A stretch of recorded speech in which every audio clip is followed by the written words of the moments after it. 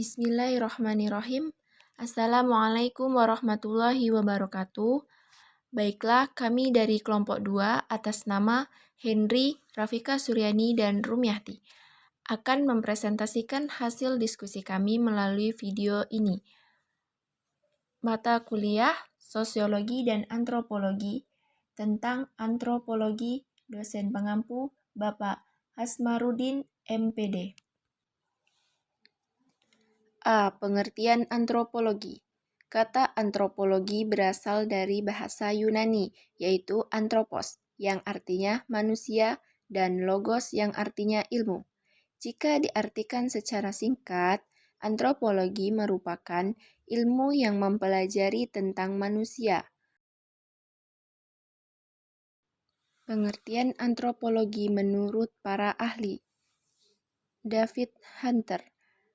Menurut David Hunter, antropologi merupakan ilmu yang terlahir dari rasa ingin tahu yang tidak terukur besarnya terhadap umat manusia.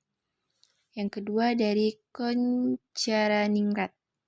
Menurutnya, antropologi dalam ilmu yang mempelajari umat manusia pada umumnya dengan memperhatikan aneka warna dan bentuk fisik masyarakat serta kebudayaan yang dihasilkannya. Selanjutnya, menurut William A. Haviland, adalah sebagai studi yang berfokus pada umat manusia yang berusaha menyusun generalisasi yang berguna mengenai manusia dan tingkah lakunya, serta untuk mendapatkan pengertian yang lengkap mengenai keanekaragaman umat manusia. Menurut Riffi Siddiq, pengertian antropologi adalah ilmu yang mengkaji segala aspek yang ada pada kehidupan manusia yang terdiri dari segala macam konsepsi tradisi, norma, seni, kebudayaan, ilmu pengetahuan, kelembagaan, lambang, linguistik, dan juga teknologi. Selanjutnya menurut Ralph L. Belz dan Harry Hogen, antropologi merupakan ilmu yang mempelajari tentang manusia beserta dengan setiap hal yang dilakukannya. Selanjutnya menurut Julian Darwin, pengertian antropologi adalah ilmu yang berasal dari keinginan membuktikan asal mula dan perkembangan yang terjadi pada manusia dengan melaksanakan berbagai macam penelitian mengenai monyet dan kera yang ada di seluruh penjuru dunia. B. Fase-fase perkembangan ilmu antropologi. Antropologi adalah salah satu bidang disiplin ilmu yang jenis ilmuannya murni dan juga praktis. Fase perkembangan antropologi terbagi menjadi 4 bagian. Fase pertama sebelum 1800. Selama 4 abad berselang, dimulai sejak abad 15 hingga permulaan abad ke-16, bangsa Eropa menularkan pengaruh besar terhadap berbagai suku, bangsa, masyarakat, hingga budaya setempat. Fase kedua sekitar abad ke-19. Pada pertengahan abad ke-19 ini, antropologi lebih condong digunakan untuk mengklasifikasikan tingkat-tingkat budaya dengan meneliti sejarah penyebaran kebudayaan-kebudayaan di muka bumi. Fase ketiga, permulaan abad ke-20. Pada permulaan abad ke-20, bahan-bahan etnografi lebih dipahami lagi demi mengetahui seluk-beluk suatu bangsa. Fase keempat sesudah kira-kira 1930. Pada masa ini, perkembangan antropologi bertambah pesat dan luas. C. Antropologi masa kini. Perbedaan-perbedaan di berbagai pusat ilmiah dan perbedaan-perbedaan istilah. 1. Perbedaan-perbedaan di berbagai pusat ilmiah. Di Amerika Serikat, ilmu antropologi telah memakai dan mengintegrasikan seluruh warisan sebagai dan metode dari ilmu antropologi. Di Inggris dan negara-negara yang ada di bawah pengaruhnya seperti Australia, ilmu antropologi dalam fase perkembangannya. Di Eropa Tengah seperti Jerman, Australia, dan Swedia hingga kira-kira awal tahun 1970-an.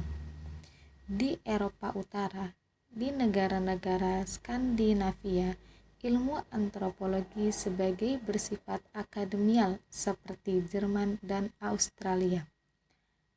2. Perbedaan-perbedaan istilah. Sampai sekarang di berbagai negara masih dipakai berbagai istilah, sehingga ada perlunya diterangkan di manakah istilah-istilah tersebut lazim dipakai. D. Ilmu-ilmu bagian dari antropologi. Ilmu-ilmu bagian dari antropologi menurut Cohen Jaraningrat 1997 setelah diadakan kajian ulang, maka batas lapangan penelitiannya hanya meliputi 5 masalah penelitian khusus, yaitu masalah sejarah asal dan perkembangan manusia atau evolusi manusia secara biologis, masalah sejarah terjadinya aneka warna makhluk manusia dipandang dari sudut ciri-ciri tubuhnya, masalah sejarah asal, perkembangan dan penyebaran aneka warna bahasa yang diucap manusia di muka bumi, masalah perkembangan, penyebaran, dan terjadinya aneka warna kebudayaan manusia di seluruh muka bumi, masalah mengenai asas-asas kebudayaan manusia dalam masyarakat dari semua suku bangsa yang tersebar di muka bumi masa kini. Hubungan antropologi sosial dengan sosiologi. Sosiologi merupakan salah satu ilmu yang sangat dekat dengan antropologi. Seperti yang kita ketahui, antropologi sosial berusaha mencari unsur-unsur persamaan aneka warna masyarakat dan kebudayaan masyarakat di muka bumi, dengan tujuan untuk mencapai pengertian tentang azas-azas hidup masyarakat dan kebudayaan manusia pada umumnya. Hubungan antropologi dengan ilmu-ilmu lainnya. Antropologi bukanlah satu-satunya ilmu pengetahuan yang mempelajari tentang manusia. Hubungan pendidikan IPS dengan ilmu-ilmu sosial dan makna hubungan pendidikan IPS. Hubungan IPS dengan ilmu-ilmu sosial perlu dianalisis untuk mempertegas kedudukan serta memelihara keterkaitan keduanya, terutama bagi kepentingan pengembangan program pendidikan IPS seperti telah dikemukakan pada bagian terdahulu, bahwa perkembangan ilmu-ilmu sosial tidak dapat dilepas dari kondisi realitas pendidikan IPS. Begitu pula kualitas pendidikan IPS dipengaruhi oleh kualitas ilmu-ilmu sosial dan kemampuan untuk menyeleksinya. Baiklah, terima kasih saya ucapkan kepada kelompok 2 yang telah mempresentasikan sebuah materi melalui video singkat tersebut, dan terima kasih pula kepada teman-teman semua yang telah sudi mendengarkan, melihat dan menonton video tersebut. Kurang dan lebihnya kami mohon maaf. Akhir kata, wabillahi taufiq hidayah. Wassalamualaikum warahmatullahi wabarakatuh.